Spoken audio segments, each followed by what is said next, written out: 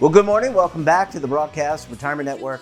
I'm Jeff Snyder. This is BRN AM for Tuesday, March 21st, 2023. And our top story today, required minimum distributions or RMDs, what you need to know before withdrawing by April 1st. And joining me on the line to discuss this and a lot more, Robert Powell is the co-founder of FinStream TV. He's also a columnist for The Street. Bob, great to see you. Thanks so much for joining us on the program this morning. Oh, it's a pleasure to be here. Thank you for inviting me. It's awesome to be able to pick your brain. And for those who I think are very familiar with you, you've got a wonderful column on The Street, but you also are the co-founder of FinStream TV. So you're putting out a lot of great content each and every day. Bob, we're going to talk about RMDs today, required minimum distributions. There's nothing new there to discuss, is there? Well, there is something new to discuss because of Secure Act 2.0, but let's just talk about the basics first, I think, Jeff, right? Which is, what are they, right? And required minimum distributions are generally the minimum amount of money that you must be withdrawn from certain types of retirement accounts like IRAs and 401ks and 403bs and 457 plans. So that's what RMDs apply to, is retirement accounts that an individual may own. Yeah, really, really important. And Bob, we're coming up. You know, this is the 21st of March. So the day the show is airing is the 21st of March. That's Tuesday, and April 1st is usually that hard deadline.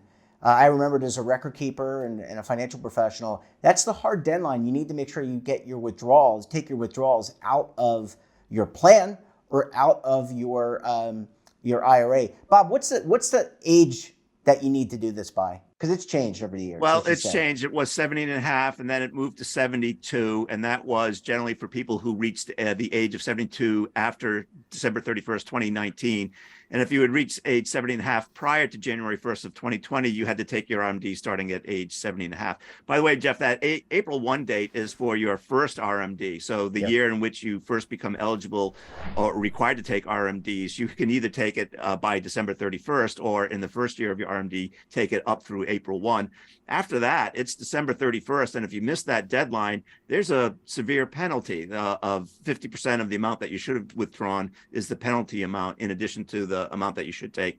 Yeah. Thankfully, because of Secure Act 2.0, that penalty is being reduced from 50% to 10%.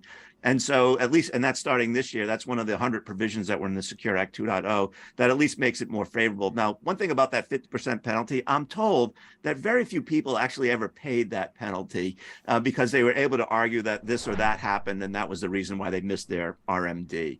But for most people, age 72, starting this year, if you turn 72 this year, your RMD begins in age 73 next year, 2024, and you're not required to take an RMD this year if you're turned 72 this year. So interesting little thing that people need to sort of be conscious of. You don't need to take it, which creates an interesting planning opportunity for some people, I think, Jeff. Yeah, and I want to come to that in a second, but just a comment, and I want to get your reaction to this. I mean, it seems like the Congress and its astute wisdom, and maybe this is more lobbying than anything else by the industry, but we're getting older, but we're living longer. This sounds like a good thing to be able to delay the RMD. It doesn't help the people who have already started taking RMDs, but for those of us who, I'm 51, and at some point I'm going to probably be RMD age. Well, I know I'm going to be RMD age, but pushing it out is a good thing. I think it's a great thing, and think back to how the RMD is calculated. You take a look at what your account balance is on the year prior and what your life expectancy is, and then and there's a calculation that's made to calculate how much your RMD should be. And so if you have a longer life expectancy and it's being delayed, in essence, what you're doing is allowing people to have more money at the end of their life expectancy, given the way it's calculated. Of course, all of that depends on what your balance is in your IRA. But, there are many times when people end up with more money in their IRA retirement accounts at the end of their life expectancy than when they started, which is kind of interesting. So you're creating an opportunity for people to perhaps improve their standard of living late in life. Yeah, really, it's a good thing, and I love the acknowledgement. And I've been in the industry not as long as you, but I've been in it for about 30 years, and I've seen this continuously change from the Tax Relief Act in '87 all the way up through EGTRA and now Secure. So they're getting it, and we're getting a more holistic retirement system, which I think is a good thing for all. Bob, last question before we go to a commercial break, and I want to ask you, how do I facilitate, or how does someone, not me, but how does someone 72 or 73 facilitate the distribution of assets? Do I call my record keeper up? Do I call a financial advisor? Both? Well, your money is probably being housed at a custodian like Fidelity or TD or Schwab or whatever, Merrill Lynch or wherever it might be.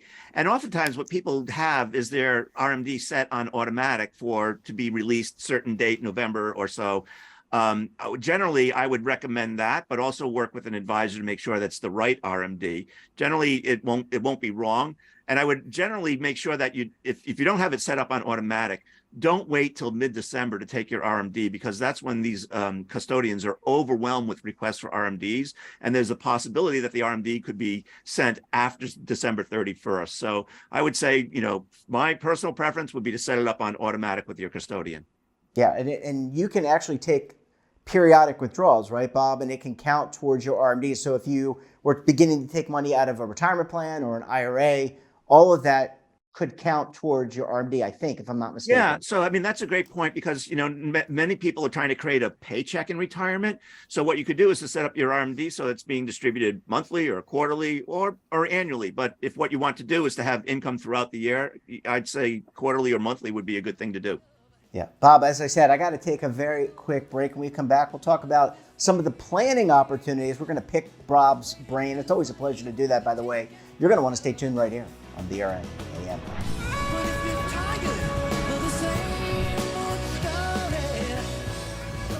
Imagine a new television network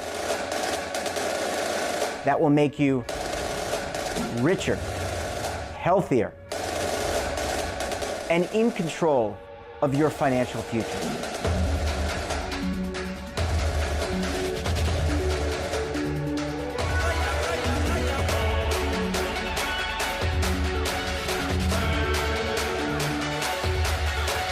This network is for the policewoman in Nashville, Tennessee, the baker in Dubuque, Iowa, the teacher in Lexington, Kentucky. We want to make the idea of savings and retirement culturally relevant. But what do you see as a defining issue of the midterms, especially for the smaller businesses? I mean, they are the lifeblood of the American economy.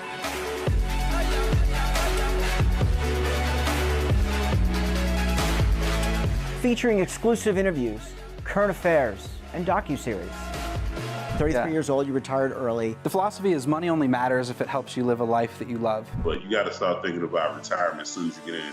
The Broadcast Retirement Network will drive very high engagement with premium partnerships. So this isn't retirement and savings for your parents or grandparents. This is for all Americans. And we're going to change the way you think about money.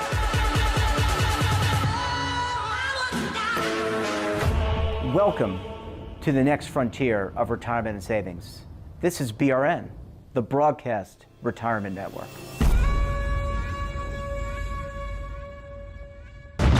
Tax audits, tax liens, wage garnishments. Every day we hear stories like this about good folks who are simply struggling to pay their bills.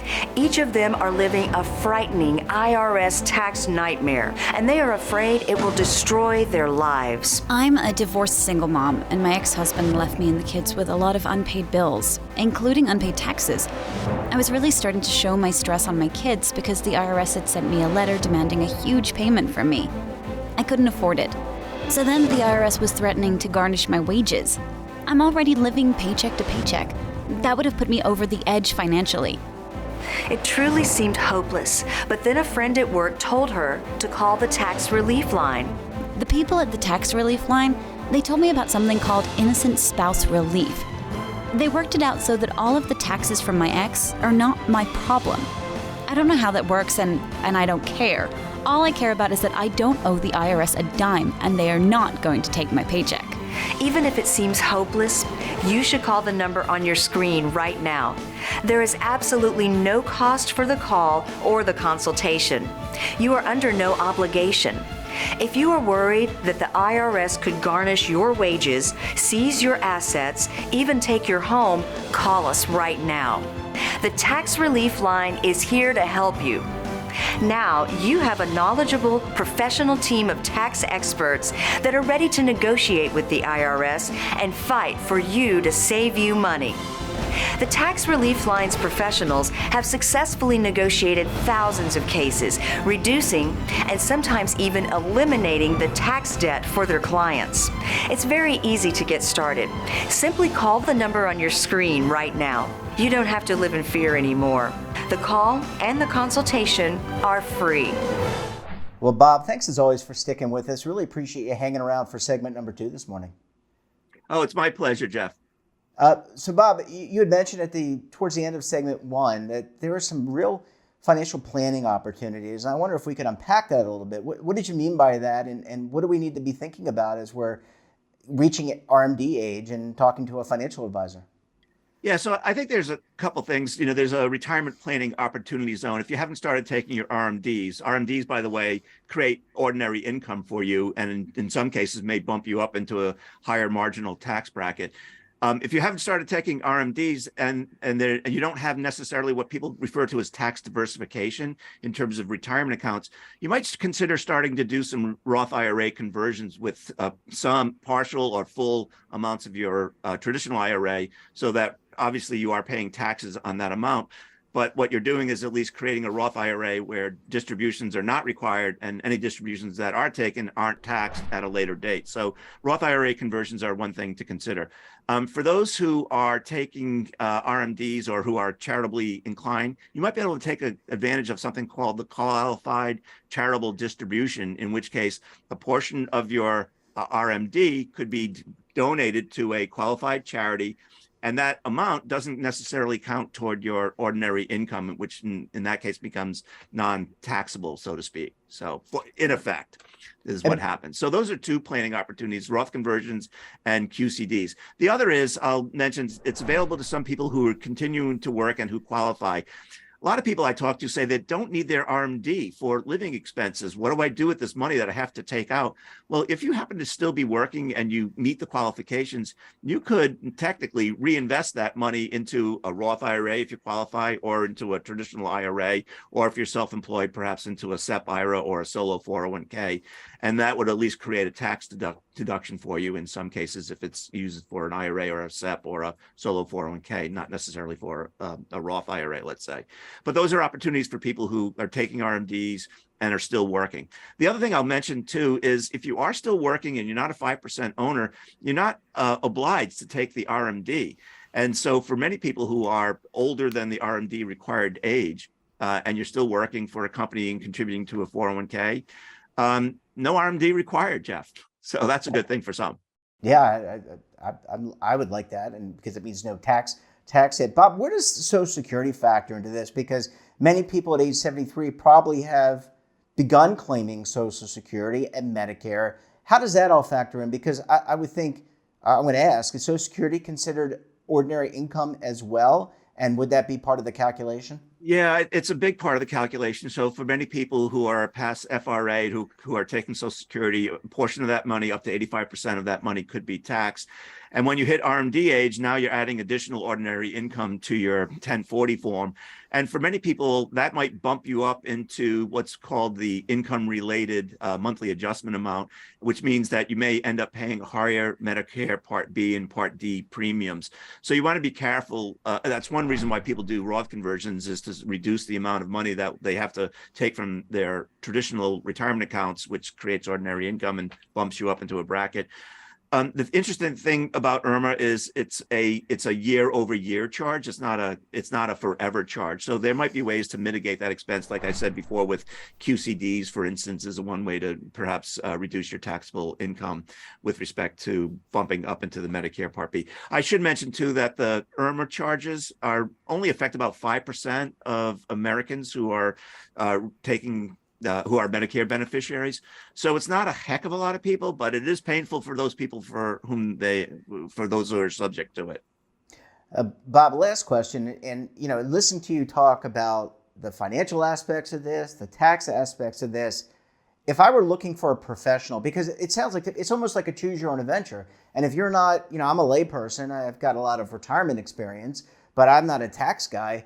Do I go to a certified financial planner? Do I go to my CPA? Where do I go to an attorney? How do I figure, or is it all the above? How do I find the right professional? I think that's a challenge for a lot of people. It's a challenge because, in the CFP program, traditionally, you were taught about retirement planning for retirement, not necessarily living in retirement. There's a couple designations, one of which I'm fond of, which is called the Retirement Management Advisor. I've been involved in the creation of it going back 13 years ago now. And that designation is focused entirely on the retirement income planning aspect. So I'd say maybe look for someone who has an RMA designation. But I'd also say look for a CPA, because an RMA may not necessarily be proficient in the tax aspects of what's going on, and you really want to have a holistic approach to your retirement income plan, because oftentimes the mistakes that could be made are irrevocable. So what you want to do is make sure that you have access to all the professionals that you need to make the smartest decision around creating tax efficient income in retirement. And Bob, last question. I said the last one was the last one, but I lied. I thought of another one I wanted to just run by you real quick. And that is, all the conversations we're having today, you don't have to be uber wealthy. You don't have to be in the top 1% of earners or have the top 1% of account balances. There are opportunities here for regular people like me who maybe are not ultra wealthy and just have a retirement balance and an IRA balance and they're drawing from Social Security. I just want to ask you to make that distinction. Yeah. So, what's interesting is, the uber wealthy, they have advisors in place. I don't worry about them. Right. And it's middle America that really needs the biggest help. And oftentimes they think, oh, I don't have enough money to get help, or I can't afford to pay for the help. And I often say middle America is probably the group of Americans that need the help the most. In large part because, like I said before, mistakes matter. They have this limited pot of money to make sure that they have a desired standard of living. And oftentimes what people fail to realize is, every income plan is unique. Even for middle America, there may be people who have an inheritance coming, or maybe people who are supporting kids that may be supporting them forever. And so every income plan, is unique and special, and the need for help is even greater for people where the resources are finite, let's say. Yeah, you need to do your research, and you need to find, in my opinion, the right professional or professionals to work with you. And you should always be thinking about it, even if you have what you think is a small balance, because it may not be small, and it's something that you can pass along as part of your estate planning. Bob, it's always a pleasure seeing you. Great to talk to you as always. I think you hit us with a lot of great information, and we look forward to having you back on the program again very soon. My pleasure, Jeff. Thanks for inviting me. That wraps up this episode of BRN AM. Have a topic of interest, somebody you think we should talk to, drop us a line. And don't forget, for all the latest curated news and lifestyle, wellness, finance, tech, so much more, all in one place, check out today's edition of our daily newsletter, The Morning Post. Want to search our archives, check out our latest content, we'll visit our website, and of course, all of our streaming partners. We're back again tomorrow for another edition of BRN AM. We'll have a very special guest. Until then, I'm Jeff Snyder. Stay safe, keep on saving, and don't forget, roll with the changes.